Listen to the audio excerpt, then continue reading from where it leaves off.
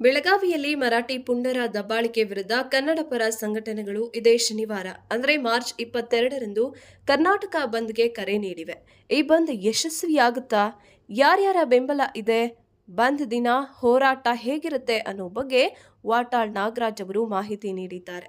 ಇಂದು ಕರ್ನಾಟಕ ಬಂದ್ ಮಾಡಬೇಕಾ ಬೇಡ್ವಾ ಅನ್ನೋ ಬಗ್ಗೆ ತೀರ್ಮಾನ ಮಾಡೋದಕ್ಕೆ ವಾಟಾಳ್ ನಾಗರಾಜ್ ಸಭೆಯನ್ನ ಕರೆದಿದ್ರು.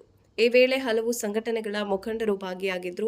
ಈ ವೇಳೆ ಮಾತನಾಡಿದ ಮುಖಂಡರು, ಬಂದ್ಗೆ ನೈತಿಕ ಬೆಂಬಲ ಅನ್ನೋರು ಮನೆಯಲ್ಲಿ ಕುಳಿತುಕೊಳ್ಳಿ, ಸುಮ್ಮನೆ ಸಂಘಟನೆ ಯಾಕೆ ಇಟ್ಕೋತೀರಾ? ಅನೇಕ ಕನ್ನಡಪರ ಸಂಘಟನೆಗಳು ನಮಗೆ ಬೆಂಬಲ ಕೊಟ್ಟಿದೆ. ನಾವು ಮಾರ್ಚ್ 22ರಂದು ಬಂದ್ ಮಾಡೇ ಮಾಡ್ತೀವಿ. ಕರ್ನಾಟಕ ಬಂದ್ಗೆ ಇನ್ನು 3 ದಿನಗಳ ಕಾಲಾವಕಾಶ ಇದೆ. ಬಂದ್ ಸಂಪೂರ್ಣ ಯಶಸ್ವಿ ಆಗುತ್ತೆ ಅಂದಿದ್ದಾರೆ. ಸುದ್ದಿಗೋಷ್ಠಿಯಲ್ಲಿ ಮಾತನಾಡಿದ ವಾಟಾಳ್ ನಾಗರಾಜ್, ಮಾರ್ಚ್ 22ರಂದು ಬೆಳಗ್ಗೆ 6ರಿಂದ ಸಂಜೆ 6 ಗಂಟೆ ತನಕ ಬಂದ್ ಆಗೋದು ನಿಶ್ಚಿತ. ಬೆಳಗ್ಗೆ 10:30ಕ್ಕೆ ಟೌನ್ ಹಾಲ್ನಿಂದ ಫ್ರೀಡಂ ಪಾರ್ಕ್ ತನಕ ಪ್ರತಿಭಟನಾ ಮೆರವಣಿಗೆ ಮಾಡ್ತೀವಿ ಅಂತ ಹೇಳಿದ್ದಾರೆ.